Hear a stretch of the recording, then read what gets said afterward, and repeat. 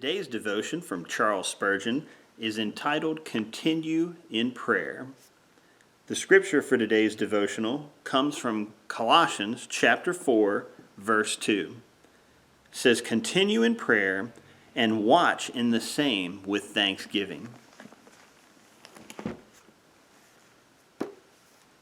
It is interesting to remark how large a portion of Sacred Writ is occupied with the subject of prayer, either in furnishing examples, enforcing precepts, or pronouncing promises.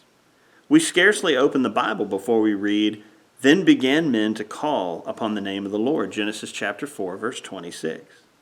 And just as we are about to close the volume up, the Amen of an earnest supplication meets our ear. See Revelation chapter 22, verses 20 through 21. Instances are plentiful. Here we find a wrestling Jacob, there a Daniel who prayed 3 times a day, and a David who with all his heart called upon his God. On the mountain we see Elijah, in the dungeon Paul and Silas.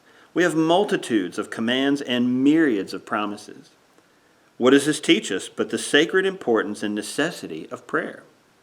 We may be certain that whatever God has made prominent in His Word, He intended to be conspicuous in our lives.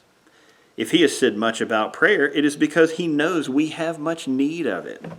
So deep are our necessities that until we are in heaven, we really must not cease to pray. Do you want nothing? Then I fear you do not know your poverty. Have you no mercy to ask of God? Then may the Lord's mercy show you your misery. A prayerless soul is a Christless soul. Prayer is the lisping of the believing infant, the shout of the fighting believer, the requiem of the dying saint falling asleep in Jesus. It is the breath, the watchword, the comfort, the strength, the honor of a Christian.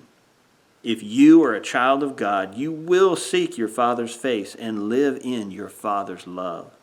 Pray that this year you may be holy, humble, zealous, and patient.